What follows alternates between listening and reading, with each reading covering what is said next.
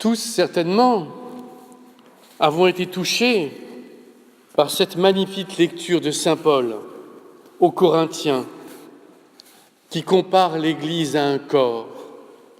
Elle nous touche parce qu'elle nous touche simplement. Ainsi, quand je l'ai lu, j'ai mesuré combien l'usage d'une main pouvait être utile et combien un plâtre était handicapant.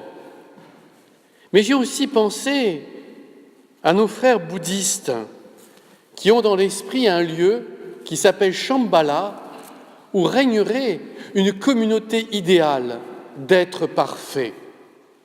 Parce que c'est de cela que nous parle saint Paul, d'une Église parfaite. Alors soyons clairs, d'une Église qui n'existe pas encore, d'une Église en voie de naissance, mais qui n'est pas encore là. En effet, saint Paul vivait, il suffit de lire ses lettres, de nombreux conflits au sein des communautés chrétiennes. Ainsi, par exemple, peu savent que les antichrists dont on parle dans l'Évangile ne sont pas à l'extérieur de l'Église, mais à l'intérieur de l'Église. Il suffit aussi de lire les Actes des Apôtres pour voir combien l'émergence et la création des communautés chrétiennes fut difficile. Notre expérience elle-même parle. Je n'ai jamais rencontré de communauté chrétienne idéale. Je n'ai jamais rencontré de communauté chrétienne sans jalousie, sans conflit, sans rivalité. Je ne noircis en rien le tableau, mais simplement, il faut prendre conscience que notre nature est malade et que nos rapports humains sont entachés par cette nature malade. Ce que nous montre Paul, c'est un objectif, un horizon, et il a raison de nous le montrer. Mais il nous faut faire souvent preuve de pragmatisme et connaître ce que l'on appelle certaines règles de la psychologie des groupes. Ainsi, par exemple, Jésus était un parfait connaisseur de la psychologie humaine. Il a appelé 12 hommes pour être ses apôtres, mais à l'un d'eux, il a donné une tâche particulière. Eh bien, la psychologie moderne nous apprend qu'un groupe de 12 n'aurait jamais pu fonctionner, qu'il était condamné au conflit et qu'il fallait à tout prix ce que l'on appelle, non pas forcément un chef, un patron, mais un tiers référent qui représente une altérité, et que sans ce tiers référent, aucun groupe ne peut fonctionner. Sauf erreur de ma part, dans la règle de saint Benoît, il a dit que le père abbé, et sans doute la mère abbesse, constitue la clé de voûte de la communauté. En paroisse, la présence d'un curé est fondamentale pour justement permettre au groupe de fonctionner. Pas un patron, mais un tiers référent. La psychologie des groupes nous apprend aussi, touchant ainsi notre maladie, qu'un groupe fonctionne mieux, un groupe humain, s'il a un bouc émissaire, une brebis galeuse, soit en son sein, soit à l'extérieur. On pointe les défauts de la brebis, soit à l'intérieur, soit à l'extérieur, pour valoriser la grandeur des autres membres. Et oui, c'est ainsi que fonctionne notre nature malade. Une autre règle aussi, malheureuse, triste, c'est que l'être humain aime la différence quand la différence lui ressemble. Quand la différence ne lui ressemble pas, il ne l'aime pas. Le curé est un bon curé, forcément, il pense comme moi. Mais si le curé disait des choses différentes, alors il ne correspondrait plus à l'image qu'on a de lui. On l'enferme dans un rôle. De même pour tout responsable. La différence est difficile à supporter. Elle nous titille, pour ne pas dire plus. Et pourtant, elle est fondamentale. Eh bien, tous ces défauts, le pape François ne cesse de les pointer sans cesse.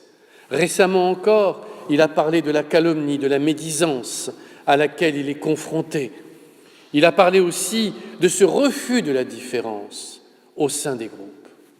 Alors, après avoir dressé un tableau qui a pu peut-être vous démoraliser quelques minutes, regardons l'horizon que nous montre saint Paul.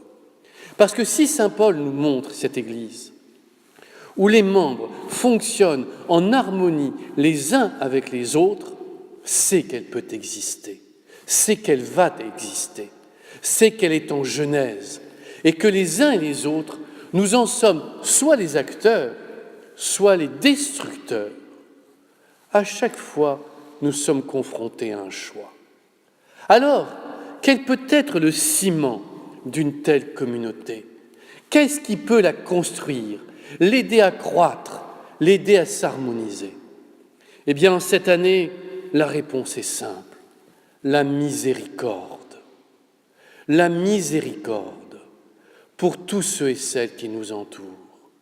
La miséricorde pour celui qui n'est pas comme moi, qui n'est pas habillé comme moi, qui ne pense pas comme moi, qui ne vit pas comme moi. La miséricorde pour celui avec qui, a priori, je n'ai aucun atome crochu. La miséricorde, ce n'est pas un mot qu'on proclame, une injonction qu'on lance vers le ciel, ce sont des actes.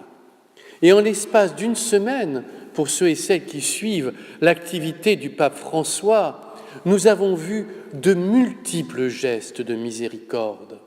Ainsi, s'adressant aux responsables de la rote étant le tribunal ecclésiastique suprême, il les a engagés à agir sans cesse avec miséricorde, à prendre les humains là où ils sont, leur donnant un certain nombre de directives, notamment pour les divorcés remariés. Recevant des responsables de nouvelles technologies, il a appelé à la miséricorde sur les réseaux sociaux, la miséricorde dans les tweets, la miséricorde sur Facebook, la miséricorde sur Internet. Recevant d'autres groupes, il les a appelés à vivre la miséricorde à la base, auprès des plus pauvres, rappelant sans cesse que les œuvres de miséricorde sont à la fois corporelles, prendre soin de celui qui n'a rien, mais aussi spirituelles. Oui, le pape François fait certainement partie des papes qui nous bousculent le plus, notamment déclarant la semaine dernière qu'on ne peut pas faire toujours comme on a toujours fait, et nous appelant à la créativité. Il nous faut, nous, les chrétiens du XXIe millénaire, être des chrétiens innovants.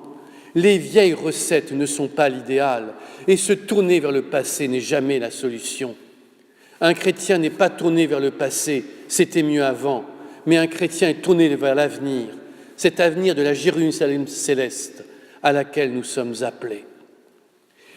Parlant de chacun d'entre nous, le pape aussi nous a encouragés à souhaiter devenir des saints. Et ceci est rendu possible par la miséricorde de Dieu. Parce que si nous sommes appelés à être miséricordieux, c'est avant tout parce que Dieu est miséricordieux avec nous. Ma présence ici même, dans cette église abbatiale parmi vous, est pour moi l'exemple même de la miséricorde de Dieu. Me tirant de ma vie à un moment donné, il m'a appelé et me demande d'aller sans cesse plus loin.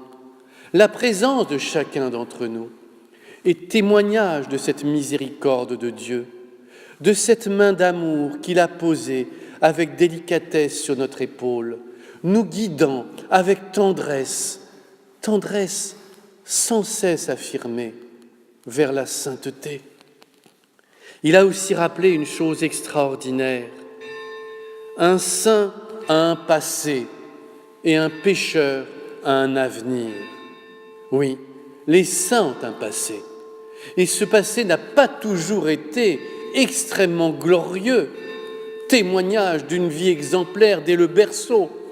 Et je pense notamment à saint François, qui a connu bien des vicissitudes dans son cheminement, mais aussi à bien d'autres saints qui, d'un seul coup, comme saint Paul, ont basculé et ne se sont mis qu'à regarder Dieu en avant. Et à ce moment-là, le pécheur qu'ils étaient a un avenir. Alors oui, je suis toujours triste quand je rencontre des personnes qui ne ressentent pas cette miséricorde de Dieu sur eux-mêmes, s'en estimant indignes. C'est oublier cette présence aimante de Dieu au cœur de nos vies. Et je le répète, notre présence à chacun d'entre nous ici en est le témoignage vivant.